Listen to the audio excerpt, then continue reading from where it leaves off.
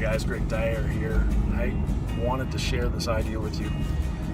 Today, it was something that came to me when I was asking some questions around some success that I'm looking to have with my own life, and the things that came back to me when I asked, so what is the block? What is keeping me from getting there, this place that I would like to get to? And it was almost an immediate answer back that just was clear as a bell in my head. It said, quit beating yourself up. And I was like, wow, quit beating myself up. And it felt so light to hear that, in the sense of, wow, that definitely feels like a place where things could be starting to create that block for me. And I'm just kind of wondering if it's something that's happening with y'all too. If you're hitting that space where it's like, man, I just can't seem to break through this and get to this level that I'd like to be at, or achieve this thing that I'd like to have, or have this great love that I'd like to have, or the money, or whatever it is. What is keeping me from doing that? And are you beating yourself up? And this goes along with one of the principles of mindfulness that is part of this great master trainer program that I've created with a friend of mine, Greg Justice. It's called Mindset Over Matter. And one of the principles of mindfulness is non-judgment, and it talks just that. It's giving yourself a break. The thing is that there really isn't a perfection to any of this stuff. There's not. You're going to do the best you can in any given moment that you're in. That's just the way it is.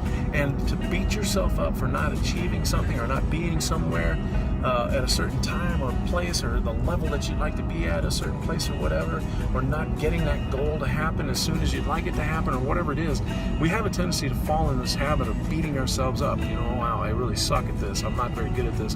I'll never make this happen, or whatever else that comes into your mind. And what that does is sets up the energy for just that to happen, to continue on that path of not having what it is that you're looking for, that you'd like to achieve in your life. And the thing is I've reminded myself that so many times over my life, and shifted that energy and been able to achieve what it was that I wanted by just removing myself from that. And how do I do that?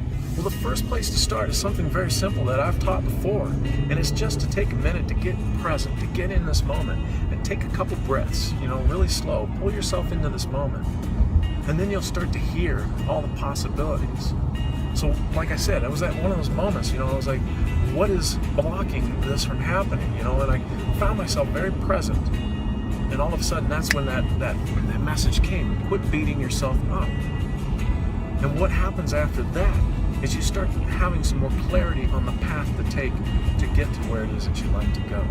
But when we stay in the energy of continuously beating ourselves up, and in that pattern, and we make a habit of that, we will continue to stay in that space where we are not achieving what we'd like to achieve, and continue to attract the things into our lives to support that story.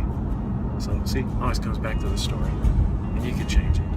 All right, guys, I hope you have a fantastic rest of your day, and go easy on yourself today. Quit beating yourself up. I'm Greg. Talk to you next time.